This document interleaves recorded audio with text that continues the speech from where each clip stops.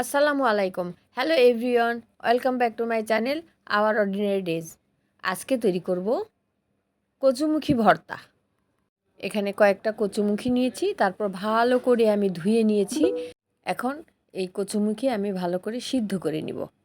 কচুমুখী সিদ্ধ হইতে 10 থেকে 15 মিনিটের মতো সময় লাগে। সিদ্ধ হয়েও গেছে। ঠান্ডা হওয়ার পর আমি ছিলে নিচ্ছি। কচুমুখী ভর্তা আমি অনেক আগে খেয়েছিলাম, কিন্তু খুব শীঘ্রই খাওয়া হয় নাই। তো ভাবলাম যে একটু কচুমুখী ভর্তা তৈরি করি। সব কচুমুখীগুলি ছিলে নেওয়া হয়ে গেছে। কচুমুখী ভর্তাতে আমি রসুন দিব, সেই কারণে একটা ফ্রাইং প্যানে সরিষার তেল দিয়েছি। তার মধ্যে রসুন দিয়ে আমি চুলাটা কমায়ে ভালোভাবে ভেজে নিব, যাতে রসুনটা সিদ্ধ হয়। একটু ব্রাউন কালার করে ভেজে নিব। রসুনটা সিদ্ধ হয়ে গেছে, এখন উঠিয়ে নিব। কচুমুখী ভর্তাতে আমি শুকনো মরিচ দেব আর পেঁয়াজ দেব। শুকনো মরিচ আগে থেকেই তেলে নেওয়া ছিল, এখন আমি ভর্তা তৈরি করে নিব। শুকনো মরিচ দিলাম, তারপরে পেঁয়াজ দিলাম, এখন এর মধ্যে রসুন দিব। এখন লবণ দিয়ে আমি ভালোভাবে মরিচটা চটকিয়ে নিব। যে কোনো ভর্তা যদি আমরা হাতে তৈরি করি বা পাটায় বাটি, তার কিন্তু টেস্ট অন্যরকম হয়, খেতেও খুব ভালো লাগে। কচুমুখী ভর্তাতে ঝাল একটু বেশি হলে ভালো লাগে, এতে রসুন দেওয়াতে টেস্টটা আরও ভালো লাগবে। সব কিছু আমি ভালোভাবে মেখে নিব। এখন পেঁয়াজ রসুনের চাটনির মধ্যে আমি সরিষার তেল দিয়ে দিব। গরম গরম ভাতের সাথে এই ভর্তা খেতে কিন্তু ভালো লাগে। এখন আমি সব কিছু ভালোভাবে মেখে নিব। ভর্তার জন্য চাটনি তৈরি করা হয়ে গেছে। এখন আমি কচুমুখিগুলি ভেঙে নিব।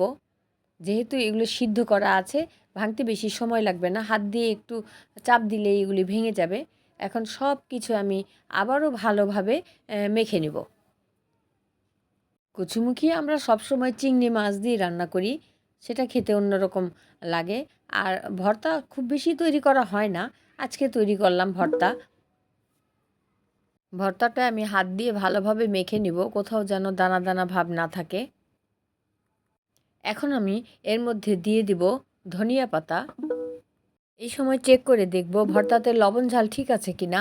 আমার মনে হয়েছে ঝাল একটু কম হয়েছে। আমি আবারও একটু পেঁয়াজ মরিচের চাটনি দিয়ে দিলাম এবং সাথে একটু ধনিয়া পাতা অ্যাড করলাম।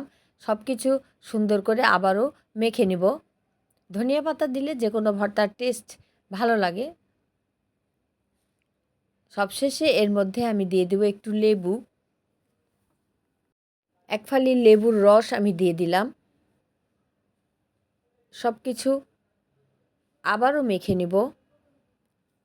কচু ভর্তা তৈরি করা হয়ে গেছে। প্রিয় ভিউয়ার্স, আপনারা যদি এই কচু ভর্তার রেসিপি পছন্দ করে থাকেন, তাহলে প্লিজ লাইক দেবেন, সাবস্ক্রাইব করবেন আর পাশে থাকা বেল আইকন বাটন অন করে রাখবেন। কেউ কি কখনো কচুমুখী ভর্তা খেয়েছেন? যদি খেয়ে থাকেন তাহলে আপনারা কমেন্ট করে জানাতে পারেন। যে কোনো ভর্তায় গরম ভাতের সাথে খেতে আমার খুব ভালো লাগে। সবশেষে আবারও একটু সরিষার তেল দিয়ে আমি ভর্তাটা মেখে নিলাম। কচুমুখী ভর্তা তৈরি করা হয়ে গেছে। আমার ভর্তার রেসিপিটি কেমন হয়েছে আপনারা চাইলে কমেন্ট করে জানাতে পারেন। আপনারা যারা এই চ্যানেলটি নতুন ভিজিট করছেন, প্লিজ একটা লাইক এবং সাবস্ক্রাইব করে এই ছোট্ট ইউটিউব চ্যানেলের সদস্য হয়ে যেতে পারেন। আর যারা সাবস্ক্রাইব করেছেন তাদেরকে অসংখ্য ধন্যবাদ। আবারও যে কোনো একটা রেসিপি নিয়ে হাজির হব। সে পর্যন্ত সবাই ভালো থাকবেন, সুস্থ থাকবেন। আসসালামু আলাইকুম, আল্লাহ হাফেজ।